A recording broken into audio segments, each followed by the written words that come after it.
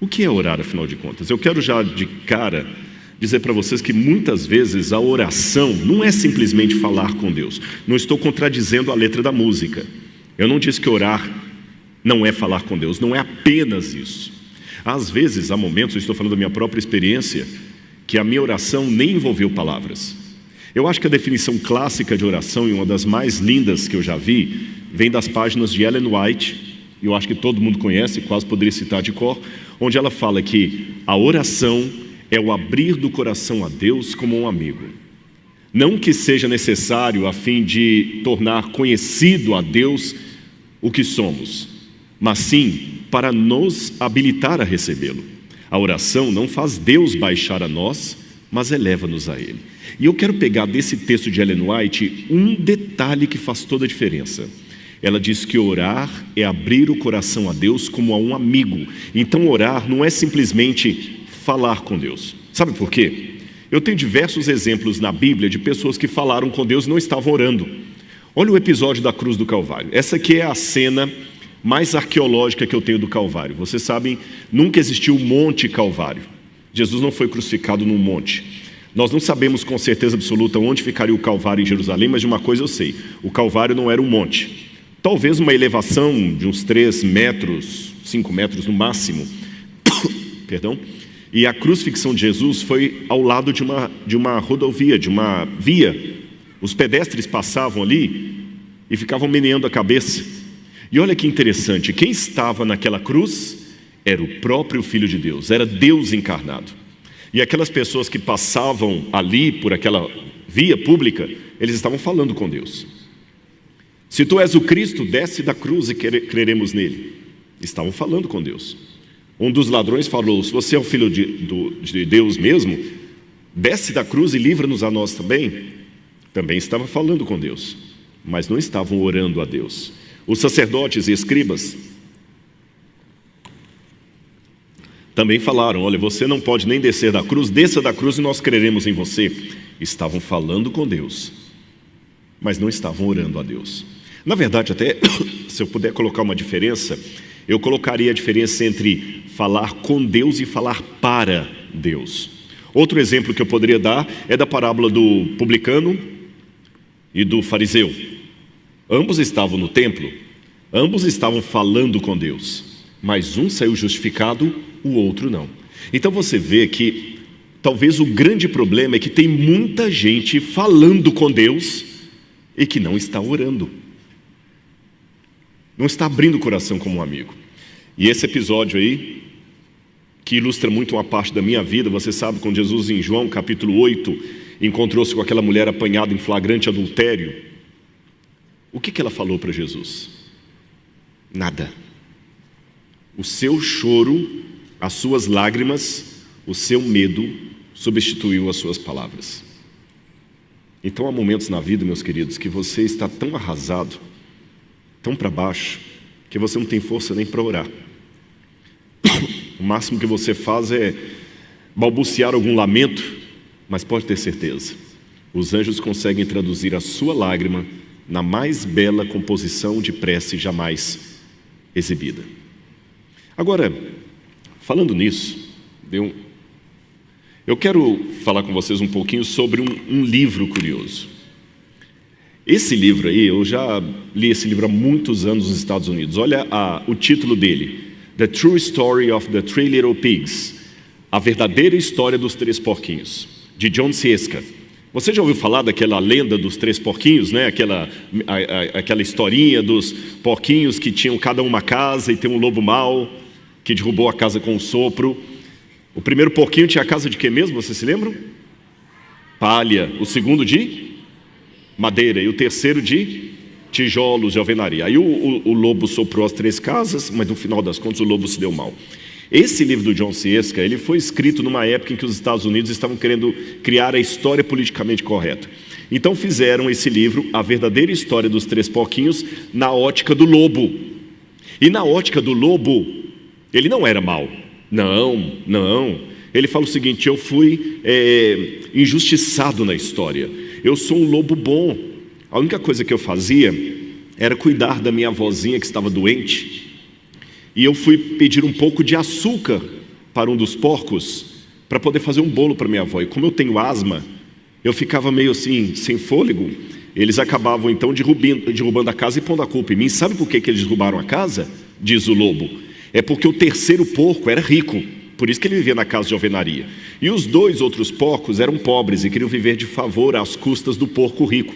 Então eles derrubaram a sua própria casa, puseram a culpa no meu sopro, só para morar de favor na casa do outro porco, e eu fiquei com a fama de lobo mau. É lógico que se a história dos 3 porquinhos fosse uma realidade, você não acreditaria na versão do lobo mau. Lobo mau é lobo mau. Esse livro fez até algum sucesso nos Estados Unidos apenas pela criatividade, mas ninguém em sã consciência acredita na história, na versão do lobo. Porém, dizem os gramáticos que muitas verdades vêm depois do porém. Existe um lobo mau, muito mais astuto do que esse da historinha infantil que eu contei para vocês, que ele está todos os dias reescrevendo a sua história na ótica dele. E quem sabe eu estou pregando nessa noite para muitos de vocês que estão ouvindo a sua biografia na versão do lobo mau. E nessa biografia do lobo mau, você não é bom, Deus não ama você, não tem jeito para você, você é uma farsa. Você é justamente aquilo que não deveria ser, você não merece estar aqui. Você não pode ter esperança nem futuro. Como é que a gente reage no momento em que precisamos orar a Deus e vem o lobo mau e conta uma versão assim que nos faz desanimar? Uma vez eu ouvi uma história muito interessante de um trabalho missionário, de uma pessoa, de um casal que estava conhecendo a doutrina do advento. Todas as verdades bíblicas estavam conhecendo ali, já estavam familiarizados com tudo e tinham tomado a decisão pelo batismo. Porém, no momento de se batizarem, eles desanimaram dos estudos, não queriam mais se batizar. E sabe por que eles desanimaram dos estudos? Porque eles oraram a Deus, pedindo um sinal de Deus, se eles deveriam batizar na igreja ou não. Eles oraram e jejuaram. E no momento em que estavam orando e jejuando com fervor, apareceram alguns irmãos em sua casa dizendo: olha, não se tornem adventistas. Nós viemos aqui mandados por Deus como um sinal à sua oração. Quando o pastor que até o pai do professor Arthur aqui, estava para preencher a ficha do casal e recebeu essa notícia, ele ficou desolado. O que você diria? A pessoa não está desistindo de vir para a igreja porque descobriu na Bíblia que a igreja está errada. Não, é porque ele orou e jejuou e o sinal veio: não vá para a igreja. E quando o pai do professor Arthur já estava à porta para sair, desolado, o Espírito Santo deu um insight nele. Ele falou: deixe-me perguntar, vocês não estão deixando de vir para a igreja porque vocês descobriram na Bíblia alguma coisa que contradiz o estudo bíblico que eu dei, não é? Não. É porque Deus nos deu um sinal. Nós estávamos orando e jejuando, pedindo uma resposta de Deus, e vieram alguns irmãos em nossa casa dizer para não sermos adventistas. Ele falou: muito bem. Só se lembrem uma coisa: Jesus estava orando e jejuando, pedindo um sinal a Deus. E quem apareceu? Será que você está pronto até para depois do seu jejum e oração aparecer o diabo? Deixe-me dizer que o casal depois acabou mudando de ideia, vieram para a igreja e se tornaram até missionários, fundadores de igreja.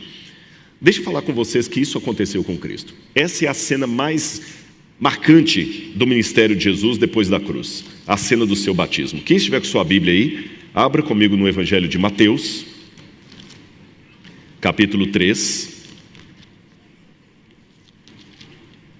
Mateus capítulo 3, versículos 13 em diante. Na minha Bíblia diz assim, Mateus 3, 13 em diante: por esse tempo, Jesus foi levado da Galileia para o rio Jordão, a fim de que João o batizasse. João, porém, quis convencê-lo a mudar de ideia, dizendo: eu que preciso ser batizado por você, e você que vem a mim?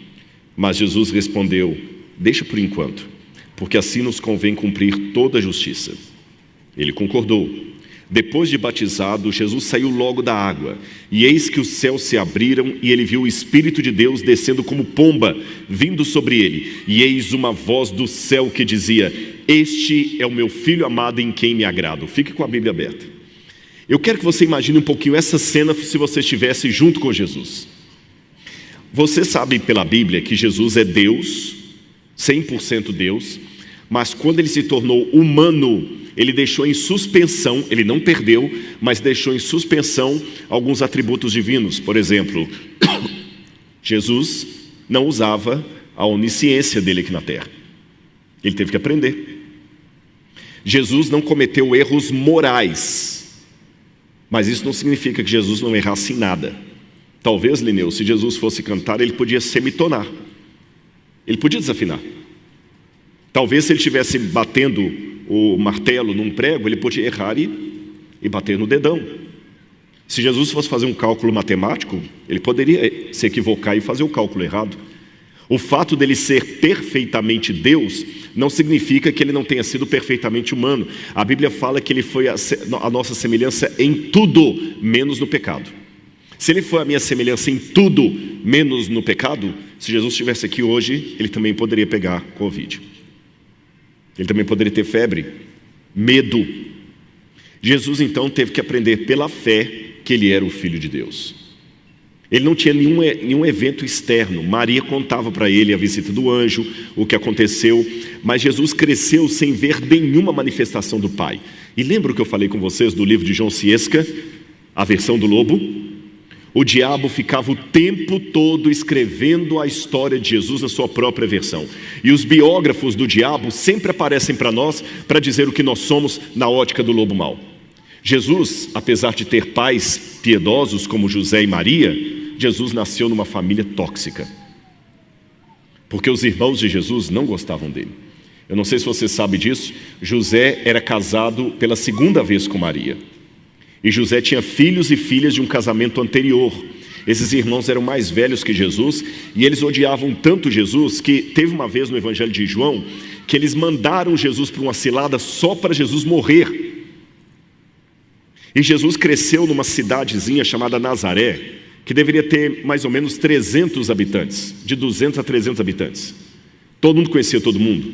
E aquela história da mãe dele ter dado à luz a ele virgem, eles não engoliram isso. Na semana de oração que eu fiz aqui, eu mostrei até um achado arqueológico de um soldado romano chamado Pantera, e há escritos do segundo século que mostram que havia, na época, uma suspeita que Jesus era filho de Pantera, um soldado romano que teve um caso com Maria e Jesus era um bastardo. Tanto é que no Evangelho de João tem uma hora que os judeus falam com ele assim: nós temos pai. Ou, em outras palavras, não somos bastardos como você. Então, se você hoje está aqui, mas nasceu numa família que falava: Senhor, puxa vida, que lugar mais tóxico que eu nasci. Bem-vindo ao clube. Eu digo por Jesus e por mim. Agora, aquele dia do batismo foi especial, porque a Bíblia fala que o Pai falou do céu: Tu és o meu Filho amado em quem tenho prazer. Não foi mais um estudo das profecias, não foi Maria falando para ele. Ele saiu radiante da água. Esse aí é o lugar onde Jesus foi batizado. Eu sei que decepciona vocês. Muitas pessoas, quando vão a Israel, às vezes tem um lugar turístico lá chamado Yardenit, que é onde tem um Rio Jordão bonitinho, lá em cima na Galileia e tudo, e muita gente faz batismo lá, políticos, atores, atrizes. Mas o lugar real do batismo de Jesus não foi lá em cima da Galileia, foi embaixo na Judeia, perto de Betânia, não a Betânia de Lázaro, outra Betânia. E esse aí é o lugar onde Jesus foi batizado. O Rio Jordão nesse lugar aí é muito cheio de lama, é feio, muito mato. Então Jesus não foi batizado num tanque batismal bonito da igreja, com o coral cantando, foi num lugar simples desse aí. Foi aí que Jesus foi batizado. E o curioso nesse lugar, hoje ele é chamado de Qasr Yaud, ele fica na fronteira entre Israel e a Jordânia. Só para vocês terem uma noção, eles construíram aqui, ó, esse lado aqui já é a Jordânia, do lado de cá, Israel. Eles construíram agora aqui até um apoio ali para pessoas que querem batizar ali, mas o lugar é feio. E o que mais me chama atenção é que o Rio Jordão passa aqui. Estão vendo o Rio Jordão? Mas se você sair alguns metros depois do Rio Jordão, o que você já encontra? Deserto. Estão vendo a parte da areia lá, do lado da Jordânia?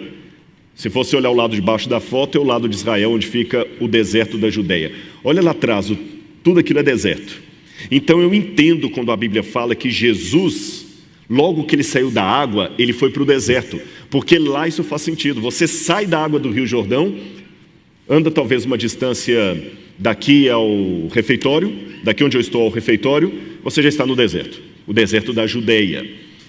E o deserto da Judeia é esse lugar aí. Tem uma cruz ali que os cristãos ortodoxos colocaram, mas o deserto é um lugar feio, gente. Eu já dormi em deserto, eu já enfrentei deserto. Uma vez que eu fiquei 15 dias no deserto de Baiuda, no Sudão, eu lembro que eu fiquei mais de 2 horas tomando banho, porque no deserto eu não tomei banho, e só saindo aquela água marrom do cabelo. Imagina a mulher que tem cabelo grande, porque eu não parava de sair. O deserto é um lugar horroroso, e me chama a atenção que uma das palavras para deserto em hebraico é a palavra midavar. Os alunos de teologia que já estão estudando hebraico aí, você sabe que mi é justamente a preposição quem. Preposição não, desculpe, fugiu agora aqui. Quem ou que, tá certo? A conjunção. Quem ou que. Quem ou que. Por exemplo, você fala Miguel, Mihael, ninguém é como Deus, ou quem é como Deus. Davar é palavra. Então, midavar é que palavra? Qual palavra?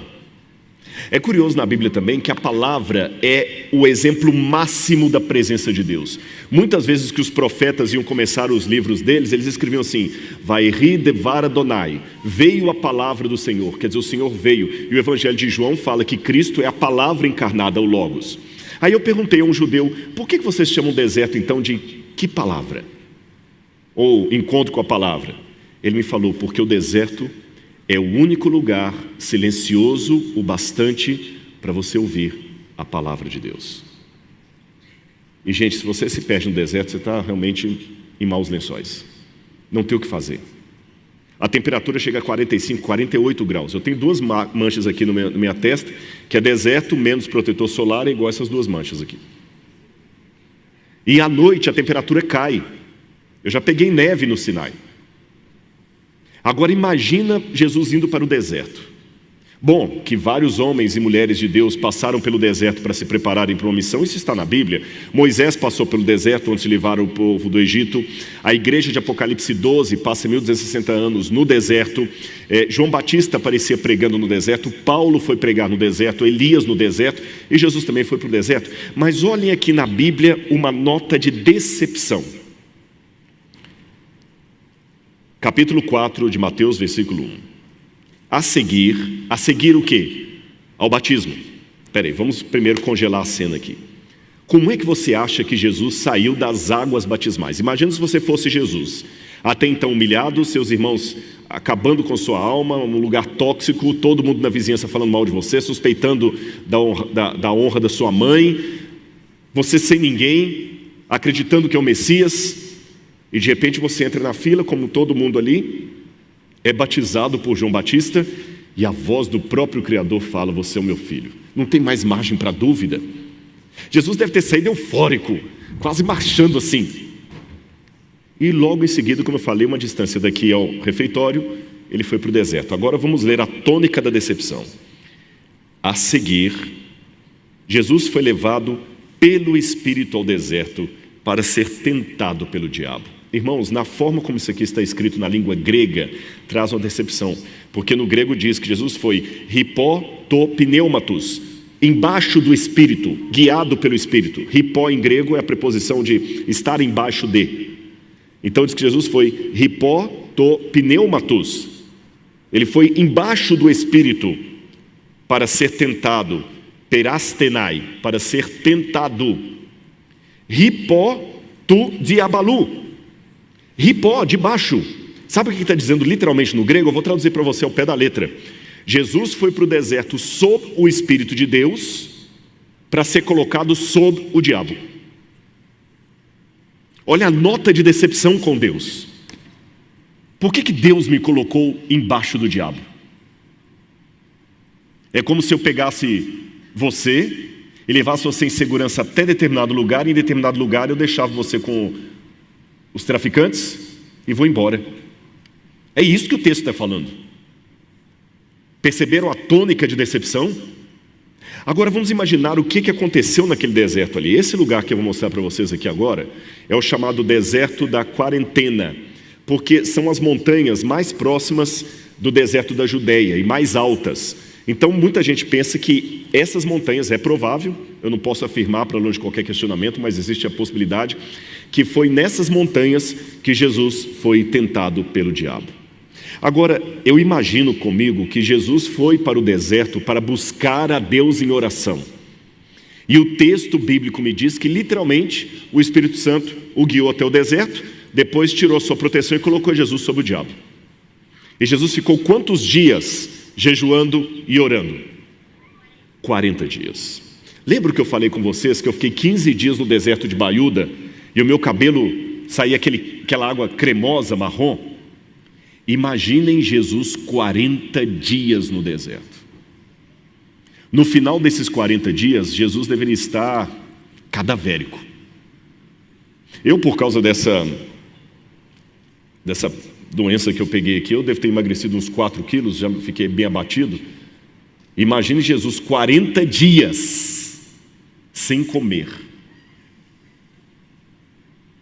40 dias. Dormindo no chão. E o interessante é que, se você olhar, tem uma nota no Evangelho de Lucas, de Marcos, aliás. Marcos tem uma nota que me chama a atenção. Quando Marcos fala que Jesus foi tentado no deserto, Marcos capítulo 1, versículo 12, diz assim: e logo o Espírito conduziu Jesus ao deserto, onde ficou durante 40 dias, sendo tentado por Satanás. Estava com as feras, e os anjos de Deus o serviam.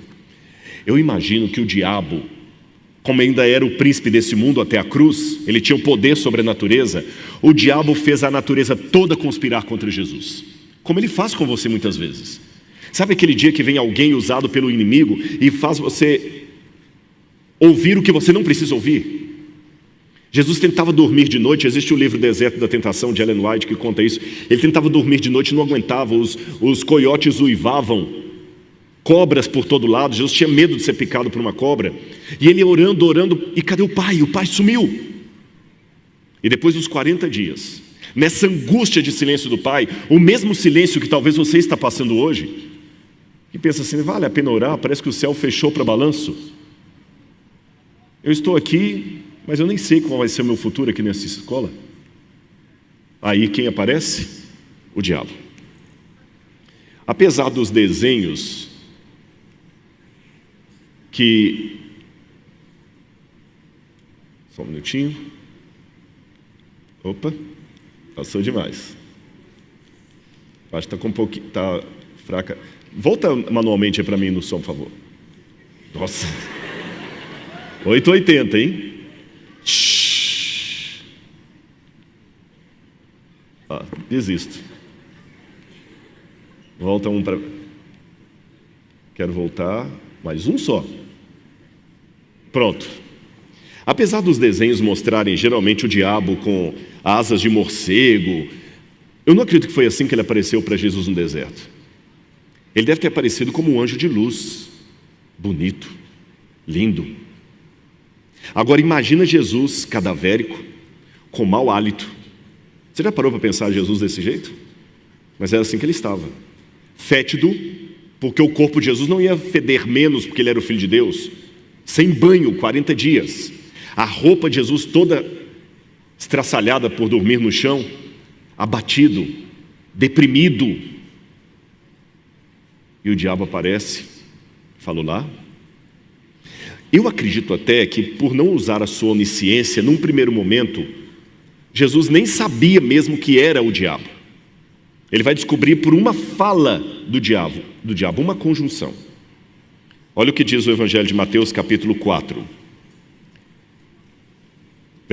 Capítulo 4, versículo 2 em diante. E depois de jejuar 40 dias e 40 noites, teve fome. Então o tentador, aproximando-se, disse a Jesus: se você é o Filho de Deus, manda estas pedras se transformarem em pães, porque está escrito. Bom, se você é o Filho de Deus, manda essas pedras se transformarem em pães. Agora sim, eu quero a próxima imagem. Olha esse beduíno do deserto do Beriberi. Olha o pão que está na mão dele. Não parece uma pedra? Parece ou não parece? Esse era o típico pão do Oriente Médio. O pão da padaria hoje aqui não parece pedra, mas esse aí parece. Então, para quem estava faminto, olhar aquelas pedras lisas, redondas do deserto, pareciam pães. Quase dava vontade de Jesus de pegar aquelas pedras e levar à boca e comer. E talvez até o anjo falou assim: parabéns, você é o Filho de Deus, né? Eu vim aqui para dizer que o seu sacrifício foi aceito pelo Pai, não precisa sofrer mais. Mas, sabe como é? Eu sou apenas um anjo. Eu não sei todas as coisas, vai que eu vim na pessoa errada. É porque assim, olha a frase que você ouve muitas vezes assim: desculpa, eu posso fazer uma crítica construtiva? Sabe gente que nunca construiu nada e quer fazer uma crítica construtiva? Nunca construiu nada, tem 40 anos, não tem nenhum lote. Ele quer fazer uma crítica construtiva. É que você está muito feio. O Filho de Deus que eu conheci nas hostes celestiais, ele é mais glorioso do que eu. Mas você não parece um amado do Pai. Então, só para eu ter certeza que eu não me equivoquei, se você é o Filho de Deus, manda essas pedras virarem pães. Qual foi a resposta de Jesus? Não ouvi? Nem só de pão verá o homem, mas de toda palavra que sai da boca de Deus. Aprendam uma coisa: na língua grega tem dois termos para a palavra. Você tem o termo logos, que é a palavra escrita, formatada de alguma forma. Você está lendo na sua Bíblia aí o logos, essas letras são logos. E tem a palavra rema, que é a palavra pronunciada. Por exemplo, se eu digo unasp, isso aqui é rema. Se eu escrevo, é logos. Jesus não falou para o diabo: nem só de pão viverá o homem, mas de todo logos de Deus, de toda rema que sai da boca de Deus.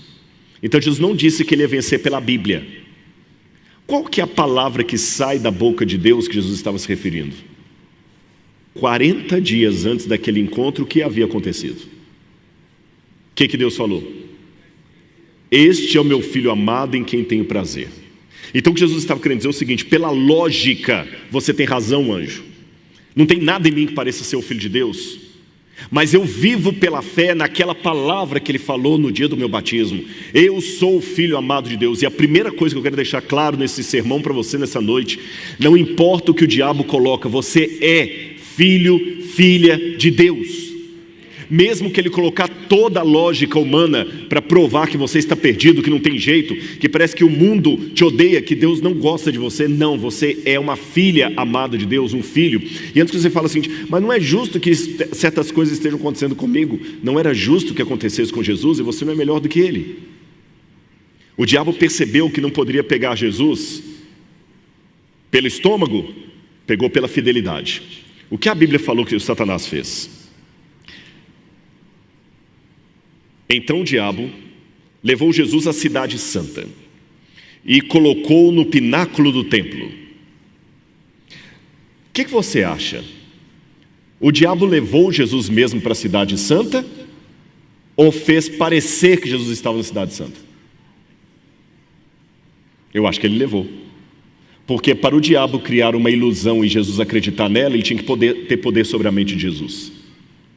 O diabo fisicamente carregou Jesus até o pináculo do templo. Jesus não pôde resistir ao colo de Satanás. Ali você tem um desenho de como seria Jerusalém. E aqui, acabou que a seta não saiu aqui nesse lugar aqui onde está escrito Royal Stoa, esse lugar aqui seria provavelmente o pináculo do templo. Era um dos lugares mais sagrados do templo. O Sinédrio reunia aqui.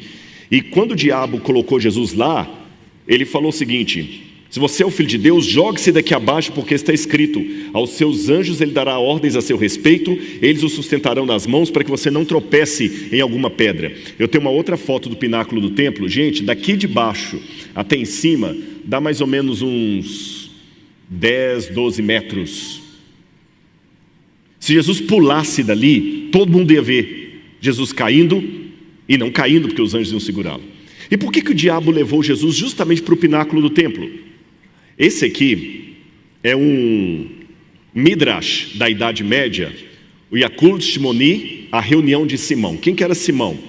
Shimon, ou esse Simão, era um rabino da Idade Média, que ele reuniu várias tradições judaicas antigas, cujos manuscritos se perderam. E uma dessas tradições que ele reuniu é que havia uma profecia entre os judeus, que quando o Messias viesse, ele deveria colocar os seus pés sobre o telhado do templo. Munido dessa informação rabínica, eu sei que na época de Jesus, todo mundo esperava que o Messias iria colocar os seus pés onde? No telhado do templo. E o que o diabo fez? Levou Jesus para o telhado do templo. Aqui, olha, então vou te facilitar a vida. Pronto, agora você pode ser o Messias. Mostra que você é o Messias, só que mostra o seguinte: você sabe que para entrar no pátio do templo, você tinha que ter vestes especiais. Ou vestes brancas ou lavadas. Jesus estava com veste lavada? Não. Jesus estava digno de entrar no templo? Não.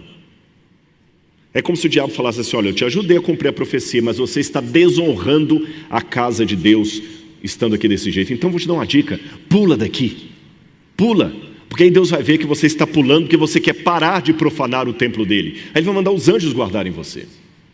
Jesus falou assim: também está escrito, não colocarás o Senhor teu Deus à prova. Eu não vou fazer com que você me faça sentir culpado. Eu não vou me sentir culpado por uma culpa que eu não tenho, que você quer aplicar a mim. Aqui vem um parênteses. Muitas vezes, muitos de vocês, eu fui muito tempo assim, somos apenas escravos, marionete do papel que o outro escreveu para nós. São crenças perigosas. Desde pequeno você ouviu sua mãe falando assim: que desgraça, você não é como o filho da vizinha? Por que você não é como seu irmão? Você é um perdedor. E você acredita. E muitos pais também, mesmo adultos, ainda são vítimas daquelas crenças tóxicas desde a infância. Culpa onde não tem. Finalmente, o diabo, percebendo que não podia mais lidar com Jesus, a Bíblia fala que ele levou Jesus para o alto de um monte. E lá mostrou-lhe todos os reinos do mundo e a glória deles. Por que por alto de um monte? Na Bíblia, a montanha sempre é símbolo da presença de Deus. Armagedon, a montanha de Meguido. Os 10 mandamentos foi no alto de uma montanha. Salmo 121, eleva os meus olhos para o monte, de onde me virá o socorro. O diabo fala: eu me assentarei no monte da congregação, no santo monte de Deus. Daniel capítulo 2, a pedra que bate nos pés da estátua, ela é cortada de uma montanha. Montanha é a presença de Deus. Então o diabo falou o seguinte: olha, vamos ter uma trégua aqui. O lado fácil. Eu sou fraco mesmo, eu sou neurótico, eu vou te devolver tudo. Eu só quero uma coisa, só uma coisa. Por um minutinho, me adore. Um minutinho. Meus queridos, nessa cultura do cancelamento, vocês estão vendo como é que uma fala na internet pode cancelar uma pessoa. Eu fico morrendo de medo. Eu entrego para Deus, mas uma fala, vocês viram o que aconteceu recentemente. Uma fala cancela a pessoa. Na vida também.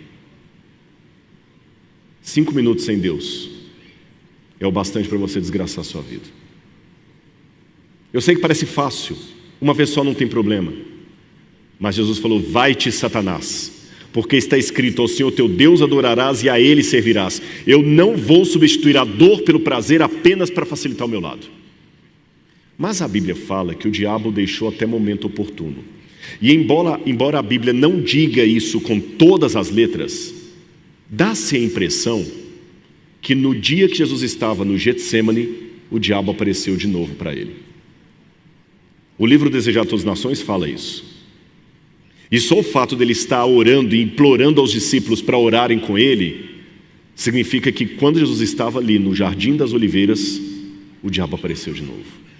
Agora eu quero que você preste atenção nas últimas palavras minhas aqui, porque eu quero que você imagine o que você responderia ao diabo. Você está orando, começa uma depressão tremenda,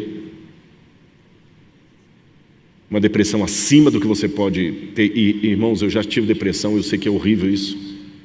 Você não quer ver nada, não quer ver ninguém, não tem comida que lhe agrade, não tem piada que faça você rir, não tem palavra de ânimo que te tire dali.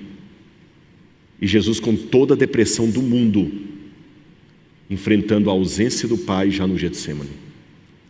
E ele implora aos 3 discípulos, Pedro, Tiago e João, que orem com ele. E quando ele volta, eles estão dormindo. Sabe a pessoa que você mais precisava do seu lado, ele te abandonou? E enquanto Jesus está orando ao Pai, suando sangue, quem aparece de novo? Satanás. E o diabo deve ter falado com ele: muito bem, Jesus, você é um homem de oração. Onde é que está o Pai? Onde está o Pai? Você com certeza já fez essa pergunta muitas vezes. Onde é que está meu Pai? A única diferença entre mim e você é uma questão de tempo, que eu já tive do lado de lá. Onde é que está a minha paz? Onde é que está meu Pai? E o diabo: você não falou que a oração expulsa o demônio? Eu estou aqui.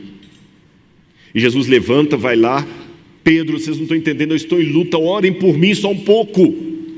E quando ele volta, eles dormem novamente. O diabo: não vale a pena, Jesus, eles estão dormindo. Jesus, você está disposto a amá-los até o fim e enfrentar a morte eterna por amor a eles? Mas você sabe que a morte eterna pode ser a separação do Pai. Se você está disposto a separar-se do Pai por amor a eles, você os está amando mais do que o Pai. Isso é pecado. Você não pode amar nada acima de Deus. Se esse diálogo realmente existiu, sabe como eu imagino a resposta de Jesus? Eu os amo, mas em última instância, eu não estou morrendo por amor a eles, é por amor ao Pai, porque o Pai pediu. E se o Pai pediu, Ele não vai me faltar. Eu quero nessa noite terminar o meu sermão com um apelo para você. O Pai muitas vezes faz pedidos estranhos. O Pai usa frases desconexas. Ele diz que quem amar o seu pai e sua mãe mais do que a ele não é digno dele. Ele fala que quem quiser ganhar a vida tem que perdê-la. Então, em nome de Jesus, eu não tenho a resposta para todas as perguntas que você está fazendo na sua cabeça nesse momento. Mas eu posso dizer uma coisa, que eu quero até que o conjunto já venha para cá. Pode até cair o mundo. Estou em paz. Mas essa paz nem sempre será serenidade. Deixa o pregador apelar você para aceitar Jesus como seu salvador pessoal hoje. Acredite em mim, eu já li muita coisa, mas tem coisa que eu vivi. Eu já tive do lado de lá. E o diabo usa toda a retórica e lógica para fazer você pensar que você não é amado, não é amado de Deus. E você pergunta: onde é que está essa paz que o pessoal canta? Essa paz está aqui à sua frente, falando com você. Eu não sou masoquista, mas hoje, olhando para vocês, eu louvo a Deus pelo que eu passei, porque eu posso olhar para você e falar: eu entendo você. E acredite, Ele vai estar com você como Ele esteve comigo.